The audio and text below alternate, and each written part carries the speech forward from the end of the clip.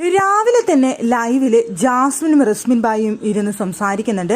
റസ്മിൻ ജാസ്മിനെ മൈൻഡ് ചെയ്യുന്നില്ല, മുഖം കൊടുക്കുന്നില്ല, മിണ്ടുന്നില്ല എന്നുള്ളതാണ് അവിടെ ജാസ്മിനെ വിഷമിപ്പിച്ചത്. ജാസ്മിൻ വന്ന് റസ്മിന്റെ അടുത്ത് സംസാരിക്കുന്നുണ്ട്.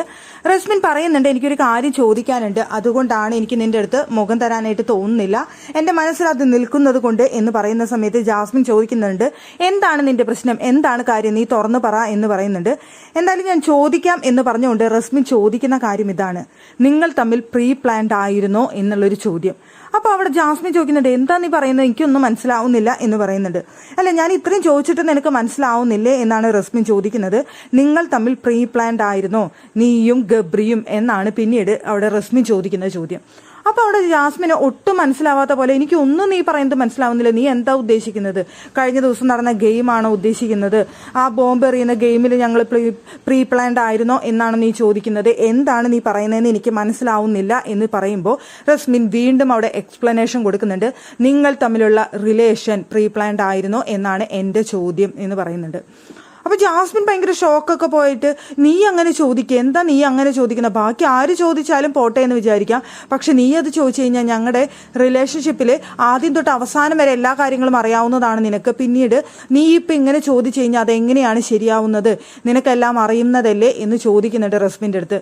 നിനക്കിത് ഇപ്പം ഇങ്ങനെ തോന്നാനുള്ള കാരണം എന്താണ് എന്ന് ചോദിക്കുമ്പോൾ റസ്മി പറയുന്നത്, എൻ്റെ അടുത്ത് ഒരാളത് സൂചിപ്പിച്ചു, പിന്നീട് വീക്കെൻഡ് എപ്പിസോഡിൽ ലാലേട്ടൻ വന്നപ്പോഴും സംസാരിച്ചപ്പോഴും എനിക്ക് അതിൽ നിന്ന് മനസ്സിലാക്കാൻ സാധിച്ചു എന്ന് പറയുന്നുണ്ട്. പിന്നെ എൻ്റെ അടുത്ത് സൂചിപ്പിച്ച വ്യക്തി ആദ്യം എൻ്റെ അടുത്ത് പറഞ്ഞപ്പോൾ ഞാനത് വിശ്വസിച്ചില്ല, പിന്നീട് പല തെളിവുകളും എനിക്ക് തന്നപ്പോൾ ഞാൻ പലതും ചിന്തിച്ചപ്പോൾ എനിക്ക് മനസ്സിലാക്കാനായിട്ട് കഴിഞ്ഞു, എൻ്റെ മനസ്സിൽ ഇപ്പോൾ അങ്ങനെയാണ് തോന്നുന്നത്, അതുകൊണ്ടാണ് നിനക്ക് ഞാൻ മുഖം തരാതെ നടക്കുന്നത്, നിൻ്റെ അടുത്ത് എനിക്ക് ആത്മാർത്ഥമായിട്ട് എനിക്ക് സംസാരിക്കാൻ കഴിയില്ല എന്നുള്ളത് കൊണ്ടാണ് എന്ന് റസ്മിൻ പറയുന്നുണ്ട്. അപ്പോൾ ജാസ്മിൻ ആകെ ഷോക്കിംഗ് ആയിട്ട് പറയുന്നുണ്ട്, എനിക്ക് ഒന്നും മനസ്സിലാവുന്നില്ല, നീ എന്തെങ്ങനെ ചോദിക്കുന്നത്, നീയാണ് ഇങ്ങനെ ചോദിക്കുന്നതെന്ന് എനിക്ക് വിശ്വസിക്കാൻ പറ്റുന്നില്ല, നിനക്ക് ഇത്രയും വിശ്വാസമുള്ള ഒരാളാണോ നിന്റെ അടുത്ത് ഇത് പറഞ്ഞത് എന്ന് ചോദിക്കുമ്പോൾ റസ്മിൻ പറയുന്നത്, എനിക്ക് അങ്ങനെ വിശ്വാസമുള്ള ഒരാളോ എന്നല്ല പറഞ്ഞത്, പക്ഷേ ആ വ്യക്തി പറഞ്ഞപ്പോൾ ഞങ്ങൾക്ക് ഒരുപാട് കാര്യങ്ങൾ ചിന്തിച്ചു, നിങ്ങളിവിടെ ചെയ്തു കൂട്ടിയ കാര്യങ്ങൾ, നിങ്ങൾ പരസ്പരം വഴക്കിടുന്നത്, പിന്നീട് കൂട്ടുകൂടുന്നത്, പിന്നെ നിങ്ങൾ തമ്മിൽ ചില സമയത്ത് സംസാരിക്കുന്ന രീതി, ചില സമയത്തൊക്കെ എനിക്ക് എടുത്തിട്ട് അലക്കാൻ തോന്നിയിട്ടുണ്ട് നിങ്ങൾ രണ്ടുപേരും ഇരുന്ന് കാണുമ്പോൾ.